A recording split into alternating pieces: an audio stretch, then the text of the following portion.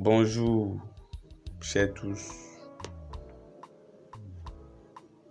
Aujourd'hui, nous allons aborder un thème qui est beaucoup courant.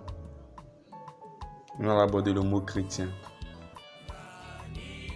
Plusieurs se disent chrétiens, mais qui sont des chrétiens selon Dieu. Nous allons examiner ça selon les Écritures. La Bible nous déclare que un chrétien, c'est quelqu'un qui a Jésus en lui. Christ en soi, c'est ce que signifie le mot chrétien. Et si quelqu'un a Christ en lui, c'est qu'il a arrêté avec le péché. Mais si toi, tu te dis chrétien et tu vis encore dans le péché, la Bible te déclare que tu n'es pas un chrétien. Le mot chrétien fut entendu pour la première fois en Antioche dans la Bible. Quand nous prenons Acte 11, verset 26, la Bible nous dit: et l'ayant trouvé, il l'amena à Antioche pendant toute une année. Il se réunit aux assemblées de l'église et il enseignait beaucoup de personnes. Ce fut à Antioche que pour la première fois les disciples furent appelés chrétiens. Et les disciples étaient les enfants de Dieu, les apôtres, ceux qui avaient la vie de Jésus en eux, qui vivaient comme Jésus sans le péché. Ils avaient tout abandonné pour Jésus. Mais toi, qu'en est-il de toi?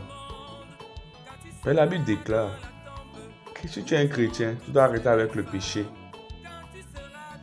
Mais si toi, tu te dis chrétien, tu as une copine, même tu as un copain, la Bible te déclare que tu n'es pas un chrétien. Et si tu meurs dans cela, tu ne verras pas Dieu, tu iras en enfer. Pour le moment, tu crois que c'est le bonheur de vivre avec un copain ou une copine, de mentir aux parents, de voler, même de tricher. Tu te plais dans le péché. Mais sache une seule chose. Si tu meurs dans ce péché-là, tu iras en enfer sans voir Dieu. Et c'est impossible pour quelqu'un qui vit dans le péché d'aller au paradis, à moins qu'il se répande de tous ses péchés et donne sa vie à Jésus et arrête totalement avec la pratique du péché. Selon toi-même, tes propres forces, tu ne pourras jamais arrêter avec le péché, mais c'est Jésus qui le peut. Donc si tu viens à Jésus avec un cœur vrai et sincère, le Seigneur est bon pour te délivrer. Le Dieu que nous adorons n'est pas un Dieu de l'impossibilité. Ce qui est impossible aux hommes est possible à Dieu. Jésus est venu comme la rançon pour nous tous, pour que nous ayons la vie au travers de lui. Dieu l'a amené sur la terre pour que nous ayons la vie au travers de lui. Donc si réellement tu veux changer, tu veux devenir un chrétien selon Dieu, je te conseille, après ta repentance, comme la Bible nous dit dans Marc 1, verset 15, il dit: repentez-vous car le royaume de Dieu est proche.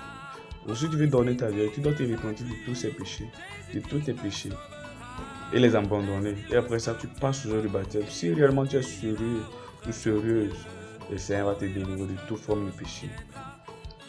Et vraiment, que le Seigneur vous bénisse. Et merci beaucoup. Bye.